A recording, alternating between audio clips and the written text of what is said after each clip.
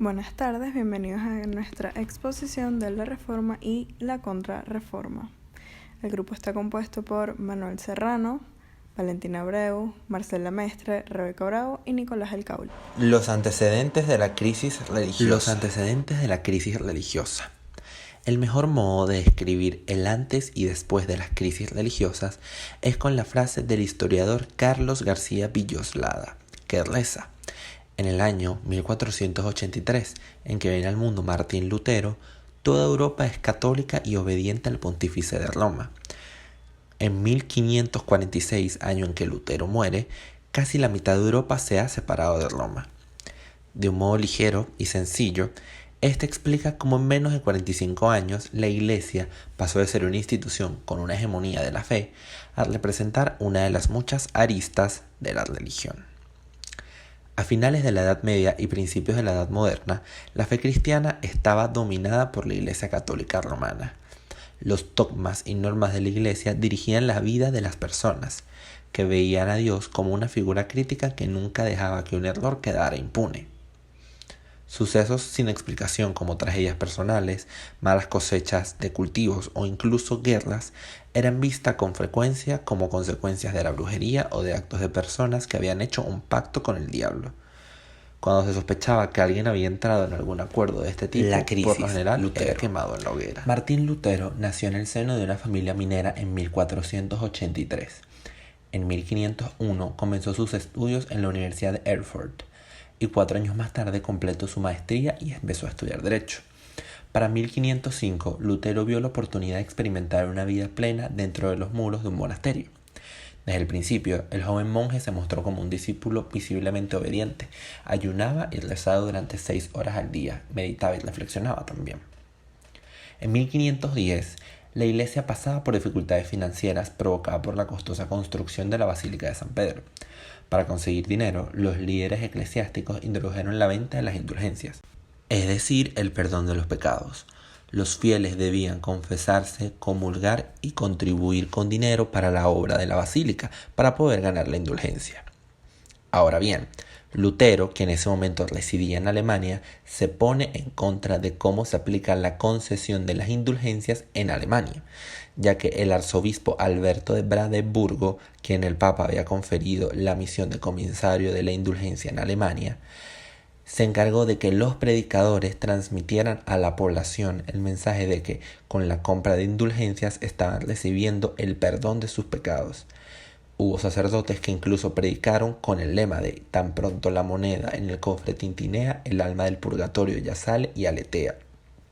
El precio del perdón se fijaba de acuerdo a los ingresos e incluso las personas que habían muerto podían ser rescatados de las llamas del infierno si sus parientes pagaban unas pocas monedas.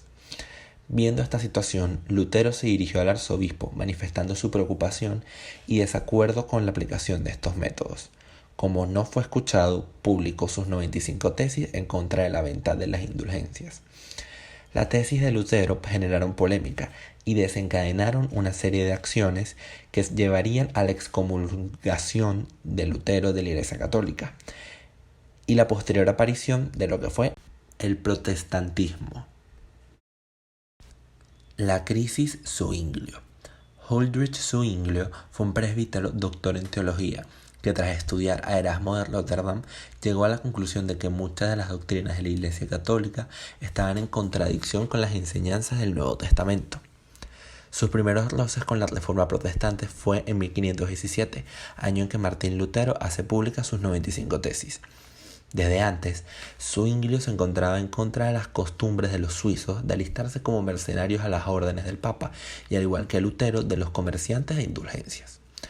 En 1519, apoyado por el gobierno de la ciudad de Zurich, que estaba en conflicto con la autoridad romana de ese entonces, empieza a predicar en la ciudad. Va tomando fuerza poco a poco y un año después, el gobierno de la ciudad dispone que todos los predicadores de Zurich deben ajustarse a lo que Zwinglio afirmaba. En 1522, Zwinglio publica su primera obra reformadora, dirigida contra el ayuno. Durante muchos años, sus prédicas atacaron varios puntos centrales de la tradición católica, como lo son la misa, las imágenes de santos y vírgenes, la comunión, entre muchas otras. Para 1525 publica su Confesión de Fe, titulada De la verdadera y la falsa religión. Su teología coincide con la de Lutero en muchos aspectos básicos. Opera de una manera más radical en otros comparada a la de Lutero, como puede ser por ejemplo la cuestión de la Eucaristía, al rechazar la presencia de Cristo real en la comunión. Cabe destacar que ambos autores, tanto Lutero como Zwinglio, estuvieron casados a pesar de llevar hábitos de monjes y de presbíteros respectivamente, y también vivieron el concubinato contrario a las normas del sacerdocio.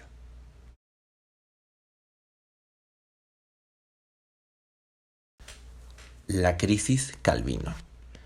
Calvino fue un teólogo francés que, al igual que sus compañeros reformistas, fue muy religioso en su juventud. Se doctoró en Derecho y Humanidades en la Universidad de París, donde aproximadamente en 1532 tuvo contacto con las ideas protestantes de Martín Lutero. Históricamente se dice que fue en 1533 cuando tuvo lugar su conversión del catolicismo al protestantismo, ya que ese año escribió un discurso para quien fuera su amigo, el rector de la Universidad de la Sorbona, Nicolas Cop. El discurso mostraba claras influencias de Erasmo y Lutero, hecho que fue un escándalo en la universidad, tanto que Cop y Calvino tuvieron que huir de Francia por presiones de la corona. Se instalaron en Ginebra, donde Calvino comienza a predicar. En Ginebra se convierte en el principal colaborador de Guillermo Farel, otro reformador. En noviembre de 1536, Calvino presentó ante el Consejo de Ginebra una confesión de fe de 21 artículos que el pueblo debía aceptar bajo juramento. A mediados de 1537, los dos profesadores presentaron otro documento que contenía 4 reformas básicas para la Iglesia de Ginebra. La primera era que nadie participase de la Eucaristía sino con verdadera piedad y genuina reverencia. La segunda, que se reformaran las leyes concernientes al matrimonio. La tercera, que los niños fuesen catequizados por sus padres. Y en la cuarta, que el pueblo participara en los servicios de adoración cantando salmos. El consejo aceptó algunos puntos, pero otros no, especialmente los relacionados a la excomulgación. Además, el consejo de la ciudad ordenó a Farel y a Calvino que dejasen de predicar, pero ambos desobedecieron y se negaron a administrar el sacramento de la Sagrada Comunión. Por lo que el consejo decidió expulsarlos de Ginebra, pero Calvino regresó en 1541 y predicó allí hasta su muerte. Tal fue la influencia de Calvino en Ginebra que muchos luteranos que escapaban de Francia, Escocia e Inglaterra huían hacia allá, tanto así que en poco tiempo la población se duplicó en más de 20.000 personas. Uno de los protestantes más célebres que llegó a Ginebra fue John Knox. Asimismo, se puede decir que Ginebra se convirtió en una escuela de preparación de predicadores protestantistas, tanto así que cuando el sucesor de Calvino, Teodoro de Beza, se retiró, se habían entrenado unos 1.600 aspirantes. Y se puede decir que fue desde Ginebra que comienza la expansión de las iglesias reformadoras, ya que para 1555 solo había una en Francia, y 7 años más tarde eran cerca de 2.000, la mayoría de ellas de tamaño considerables. Arrianismo. Arrio fue el creador del arrianismo, que se conoce como el conjunto de doctrinas que se caracterizan por negar la condición divina entre Jesús y Dios. El arrianismo sostuvo que Jesús no es propiamente Dios, sino la primera criatura creada por el Padre, la cual no gozaba de divinidad y fue empleada para la creación del mundo. Con esto, el arrianismo postuló la existencia únicamente de Dios y la de un solo principio, el Padre. Por otro lado, el Verbo no podía ser vinculado con Dios Padre, ya que no es consustancial con el Padre, ni las 3 personas divinas, y por lo tanto surgen diferencias entre ellos. En principio, esta herejía fue apoyada, y las doctrinas fueron difundidas por el Imperio Romano, norte de África, Palestina, Asia Menor y Siria. Sin embargo, existió una alta tensión entre los católicos y arrianos, ya que para los primeros Cristo es verdaderamente el Hijo y verdaderamente Dios, y nunca podrían separarlo. A pesar de que el arrianismo fue considerado como herejía, condenado en el primer concilio de Niceo y declarado herético en el primer concilio de Constantinopla, se mantuvo como religión en algunos pueblos germánicos, hasta el reinado de Recaredo I, que estableció el catolicismo como religión oficial de su reino. Actualmente no existen vestigios del arrianismo, pero sí ciertas similitudes de otras religiones con el fundamento de la doctrina en estudio. Biografía de Arrio. Fue un sacerdote cristiano de Alejandría, de origen libio, cuyas doctrinas dieron origen al arrianismo. Arrio, ordenado presbítero en el año 311, elaboró dicha doctrina, a partir de la de Pablo de Samosata, obispo de Antioquía. Su predicación le condujo a ser excomulgado por el patriarca Alejandro en el 319. Sin embargo, el aumento de sus seguidores llevó al emperador Constantino a convocar un concilio ecuménico en Nicea, que bajo la influencia de San Anastasio proclamó el dogma católico de la consustancialidad del Padre y el Hijo en un único Dios. Constantino envió a Arrio al exilio. A partir de entonces, el arrianismo gozó de cierta protección oficial, permitiéndose incluso deponer a San Anastasio del Patriarcado de Alejandría y enviarle al exilio. Al tiempo que se iniciaba la persecución de los defensores de la doctrina de Nicea, la muerte de Arrio al año siguiente no detuvo la expansión de su doctrina. Un nuevo emperador de Oriente, Constancio II, se declaró abiertamente arriano, mientras que su hermano Constante, emperador de Occidente, defendía el catolicismo. La muerte de Constante en el 350 dejó a Constancio como emperador único. Decidió impulsar el arrianismo y a perseguir la fe católica. El cisma anglicano o el cisma inglés es una serie de acontecimientos ocurridos en Inglaterra en el siglo XVI, que culminaron con la separación de la Iglesia de Inglaterra y la Iglesia católica, con la emancipación de la autoridad papal. Es parte de la Reforma protestante y esto ocurrió en muchos países de Europa. El desencadenante de la Reforma inglesa fue el deseo del rey Enrique VIII de obtener la nulidad de su matrimonio, lo que comenzó como una disputa política y no teológica, pero hubo varias consecuencias, tanto políticas como teológicas.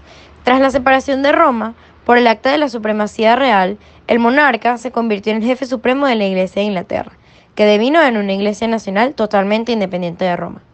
Siguieron en Inglaterra muchos años de disputas teológicas que a la postre llevaron a la guerra civil. El resultado fue el establecimiento de una iglesia oficial del Estado y el reconocimiento gradual de varias otras iglesias y movimientos religiosos, incluyendo la Iglesia Católica. La separación se venía gestando en el seno de la Iglesia británica por medio de movimientos como el de los Lollardos, pero la Reforma inglesa ganó verdadero apoyo político cuando Enrique VIII quiso anular su matrimonio con Catalina de Aragón. Bajo la presión del sobrino de Catalina, el emperador sacro del Imperio Romano, germánico Carlos V, el Papa Clemente VII, inicialmente favorable a la solicitud, la rechazó, porque el rey Enrique VIII, aunque teológicamente era un católico devoto, decidió convertirse en el jefe supremo de la Iglesia de Inglaterra para asegurar su anulación de matrimonio. Enrique mantuvo una fuerte presencia por la liturgia católico-romana tradicional durante su reinado, de modo que los reformadores protestantes no pudieron realizar prácticamente ningún cambio en las doctrinas y prácticas de la Iglesia de Inglaterra bajo su mandato. Sin embargo, el gobierno de su hijo Eduardo VI, que fue desde 1547 hasta 1553, la Iglesia sí llegó a ser teológicamente protestante, aunque fuese hasta solo retornar a la Iglesia Católica durante el reinado de la reina María I en 1555. El establecimiento bajo el gobierno de la reina Isabel I de una Iglesia de Inglaterra claramente protestante, pero moderada, porque reconocía su herencia católica y apostólica, permitió considerar legalmente, conforme al Estado y parte de él, permite acomodar dentro de su comunión a una amplia gama de posiciones teológicas, lo cual ha sido desde entonces una de sus características esenciales. Los hugonotes y católicos franceses. Los hugonotes fueron un colectivo perseguido y aislado por la sociedad francesa durante el siglo XVII. El apodo se lo dieron los católicos franceses a los protestantes calvinistas durante las guerras de religión de Francia, entre 1562 y 1568. Su creencia era la de que la autoridad de Dios estaba por encima de todas las cosas, es decir, la premisa básica del calvinismo. Se trasladaron a las colinas y fueron vitales para el desarrollo de las nuevas naciones, gracias a su mentalidad frente al trabajo. Su origen se remonta a 1512, pero no fue hasta 1534 cuando los protestantes franceses se unirían a la doctrina de Juan Calvino, es decir, al calvinismo. El religioso se vio obligado a abandonar Francia en 1534, pero se estableció en Ginebra, donde elaboró su obra, La institución de la religión cristiana. Desde su exilio, organizó la Iglesia de las Reformas de Francia. Criticó a la Iglesia católica por sus métodos e impulso a la creencia protestante de que el cielo había que ganárselo en la tierra. Los padres franceses no eran para nada partidarios de los hugonotes y de su Iglesia reformada. Los calificaban como una pretendida religión reformada, tanto que en 1959, en el Sinodio de París, los hugonotes franceses presentaron una declaración doctrinal a Franco II, quien fue proclamado rey de Francia. A pesar de esto, la aristocracia perteneciente a la Casa Guisa provocó una represión contra los declarantes. Además, entre 1562 y 1594, todos aquellos relacionados con los hugonotes fueron perseguidos, culpándolos de herejía, causando así su exterminación. A la llegada al trono de Enrique IV, cambió la suerte para los hugonotes. Este rey era de creencias calvinistas, pero se vio obligado a abrazar el catolicismo para poder ser reconocido como rey de Francia. Sin embargo, esto no le impidió simpatizar con el colectivo protestante, concediéndoles plazas de poder dentro del gobierno y la sociedad. El 13 de abril de 1598 firmó el Edicto de Nantes, que ponía fin a las guerras de la religión y que garantizaba la libertad de culto. Sin embargo, en octubre de 1685, Luis XIV decidiría revocar de manera unánime el Edicto de Nantes y, por tanto, proseguir con el exterminio de los evangélicos franceses. Para esta labor, seleccionó a un grupo exclusivo del ejército, que se encargaría de dicha labor. Viendo el panorama hostil, la mayoría de los hugonotes deciden huir a los Países Bajos, Suiza, Inglaterra y a Prusia, además de ir también a otras colonias británicas. Más adelante, se vería su participación en los territorios de América del Norte, que sería clave para el establecimiento de las nuevas naciones. La Paz de Westfalia. La Paz de Westfalia fueron las cláusulas establecidas por los tratados de Osnabrück y Münster, los cuales fueron firmados el 24 de octubre de 1648, en la región de Westfalia, en el Sacro Imperio Romano Germánico. Estos pusieron fin a la Guerra de los 30 años. El Tratado de Osnabrück reguló la organización interna del Sacro Imperio y especificó qué territorios pasarían a manos del Reino de Suecia. El Tratado de Münster estableció las cesiones territoriales que los Habsburgo debieron hacer al Reino de Francia. Las disposiciones de la Paz de Westfalia pasaron a formar parte de la organización constitucional del Sacro Imperio Romano Germánico y estuvieron vigentes hasta su disolución y reemplazo por la Confederación del Rin en 1806. Además, adherieron a la Paz de Westfalia las Provincias Unidas, la Confederación Helvética, Inglaterra, Dinamarca, Polonia, Portugal, Rusia, Venecia y Transilvania. No solo suscribió España, que continuó con la guerra contra Francia. Antecedentes. La publicación por Martín Lutero de las 95 tesis de Wittenberg en 1517 inició la Reforma Protestante y una serie de guerras que sacudieron a toda Europa durante más de 100 años. Las causas de estas guerras fueron el deseo de libertad religiosa y política de los príncipes alemanes y la intransigencia del Papa y del Emperador del Sacro Imperio, quienes no estaban dispuestos a ver reducido su poder. La Paz de Habsburgo, firmada en 1555 entre el emperador Carlos V y los príncipes alemanes, había tratado de ponerle fin a estos conflictos religiosos, pero a principios del siglo XVII las tensiones entre los cultos predominantes en el Sacro Imperio se incrementaron y derivaron en la creación de dos alianzas enfrentadas: la Unión Evangélica en 1608, que era una coalición de estados alemanes luteranos y calvinistas, y la Liga Católica Alemana en 1609, que agrupaba a los príncipes católicos. El intento del emperador Fernando II de Habsburgo de restaurar el absolutismo religioso e imponer la fuerza del catolicismo, llevó al estallido de la Guerra de los 30 años, la cual finalizó con la Paz de Westfalia. Disposiciones del Tratado de Münster y Augsburg. Entre las disposiciones principales de estos tratados se encuentran que Francia incorpora los territorios pertenecientes al oeste del Sacro Imperio Romano Germánico, entre los que destacan los obispados de Metz, Toul, Verdun, además de casi toda Alsacia.